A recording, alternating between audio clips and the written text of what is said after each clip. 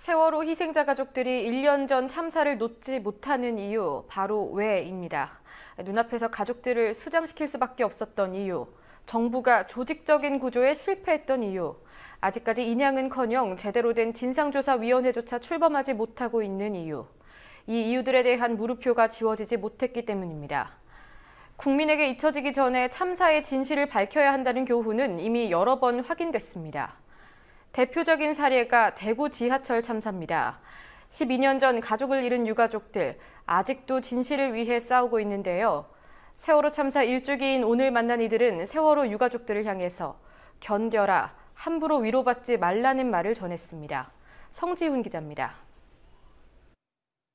2003년 2월 대구에서 지하철 화재 참사가 발생했습니다. 192명이 목숨을 잃은 대형 참사였습니다. 그리고 만 12년, 유족들은 아직도 지자체와 싸움을 진행 중입니다. 참사 수습의 일반적인 형태를 보면은 국민적 관심사가 모아졌던 시기가 있고 일정 시기가 지나면 관심이 이제 멀어지면서 남아있는 사람들이 해야 될 일이 있는데 참사를 당함으로써 사랑하는 가족을 잃음으로써 겪는 충격, 이 이제 1차 트라우마의 원인이라면 우리나라 같은 경우 특히 이제 저희들 경험을 중심으로 이제 말씀을 드리자면 참사 수습 과정에서 일어나는 뭐 공권력의 횡포든 아니면 억압이든 아니면 부조리한 면들로 인한 2차 피해, 거기에 따른 트라우마도 참사가 발생했을 때 가족 잃은 슬픔으로 발생한 트라우마 못지않다. 대구 지하철 참사 같은 경우 2003년 2월 18일 발생했습니다. 그 참사로 192명이 최소 확인된 희생자가 192명이죠. 그리고 148명의 부상자가 있었죠. 근데 이제 많은 사람들이 그런 어떤 피해자 숫자가 확인이 되고 표면적으로 나타난 책임자 처벌, 그리고 법적인 어떤 손해배상이나 손실보상이 진행이 되면 참사 수습은 끝났다라고 생각을 합니다. 과거의 대형 참사 수습 과정이 그래 왔었고요. 근데 저희들 같은 경우는 그것이 옳지 않다라는 이제 생각을 많이 했죠. 그것이 과연 올바른 수습의 모습인가? 그래서는 안 된다라는 생각을 많이 했고, 올바른 수습의 모습은 단순히 어떤 표면적으로 나타난 책임자 처벌, 그다음에 금전적인 어떤 손실보상, 이렇게 국한되는 것은 옳지 않다. 사회정의 측면에서도 옳지 않고, 그 다음에 피해당한 희생자 유족이나 부상자, 당사자 중심으로 보더라도 그거는 옳지 않다. 대구시는 2010년 유족들을 형사 고소했습니다. 팔공산에서 치른 희생자들의 수목장을 대구시가 불법 안매장이라고 주장하고 나섰기 때문입니다. 형사재판은 대법원이 유족들의 손을 들어주며 일단락됐지만 유족들은 대구시를 상대로 명예훼손 소송을 제기했습니다. 이 긴 세월 동안 가해자인 대구 지하철 참사는 법적 책임자 가해자가 대구시입니다. 방화범이 아니라.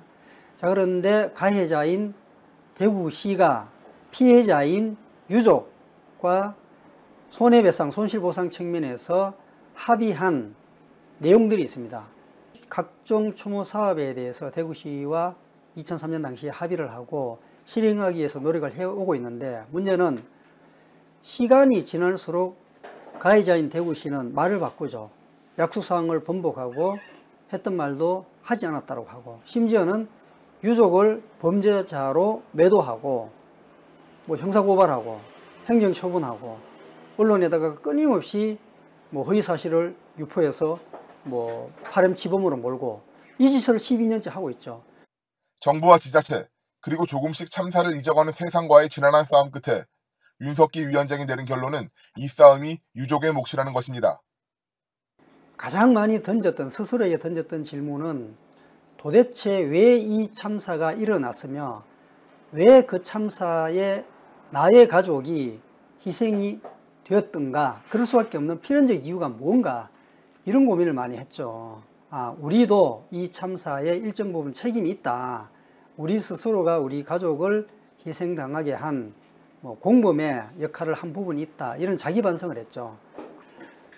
대구 지하철 참사 같은 경우는 방화범의 방화 시도가 이제 첫 출발점이 도화선이 됐는데 많은 분들은 마치 방화범이 대구지하철 참사의 주범인 양 이렇게 얘기한단 말이에요. 저희들은 전혀 그렇게 생각하지 않습니다. 그 사람은 우리가 볼 때는 두 가지 성향이다. 하나는 사회에서 격리되어야 할 부적응자였거나 아니면 사회적인 보호의 손길이 필요한 좀 약자다. 이게 정확한 그 사람의 그 처지고 신분이다. 이렇게 생각을 합니다.